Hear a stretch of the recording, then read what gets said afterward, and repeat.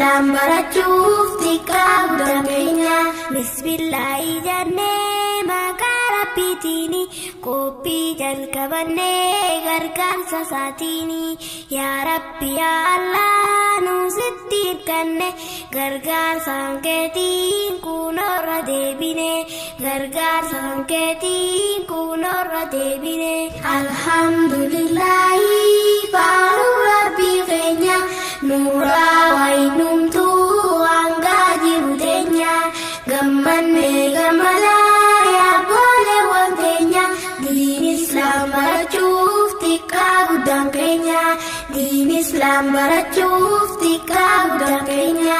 Barnoota kottaa barannu faayidaa barnootaa lakkooynu swanfinnu namuutiin baratuuf kaanee dhaabbannu urree wallaalummaa kaanee amancaasnu urree wallaalummaa kaanee amancaasnu. Inshaallah Rabbii keenyaan gargaarfanna barree barsiisutti abshirnu maceena barree barsiisutti abshirnu maceena. Alhamdulillahi faaruu Rabbii keenya nuuraa waynumtuu hangaa jiru teenya gammannee gammadaa yaabooleewwan keenya diin Islaam barachuuf xiqqaa guddaan keenya diin Islaam barachuuf xiqqaa guddaan keenya. Yaa ijoollee musliimaa ka'aatii baradha barnoota baruurraa iftuu wantee biinaa namuutu jabaadha. Yaa ijoollee kateenyaa nu isiniin jenna barnoota baradhaa bilaa shintaa'ina ijoollummaan barannaa bakka guddoo keenyaan gaafa gurguddannee barnoota xumurree gammannee teenya gaafa gurguddannee barnoota xumurree gammannee teenya.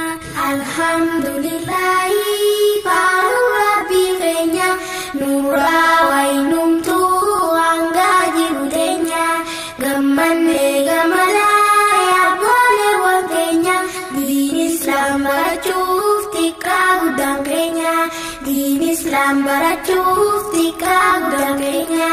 Guddisaa ilmaanii haadhaa fi abbaanii jallisuutti jiran namoonni beeytanii ijoollummaan tiivii fi silkii barsiisanii waan fakkaatuun taane ilmaan lalchisanii kunoo jallisanii tun jaalalan taatu dhagayaa ummata ijoollee teessan hundaa diiniin gurguddisaa seenaa si dubbata odoo qacaleetii mukni kan diriiru ijoollee xiqqeenyarraa yooniif hin barsiisiin ichi boodan jiru. Alhamdulillahi faaruu Rabbii keenya nuuraa waynumtuu hangaa jiru teenya gammannee gammadaa yaabooleewwan keenya diin Islaam barachuuf xiqqaa guddaan keenya diin Islaam barachuuf xiqqaa guddaan keenya.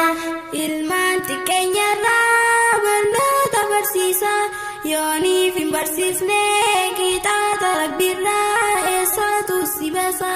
Yaa haadhotti ijoollee dhagayaa yaa abbootti ijoollee dhagayaa ijoolleen si hoomatti gaafa gurguddate eegaa si buqqaate barsiisuu si wayyaa ijoolleen si hoomatti gaafa gurguddate eegaa si buqqaate barsiisuu si wayyaa. Alhamdulillahi faaruu Rabbii keenya nuuraa waynumtuu hangaa jiru teenya gammannee gammadaa yaabooleewwan keenya diin Islaam barachuuf xiqqaa guddaan keenya diin Islaam barachuuf xiqqaa guddaan keenya.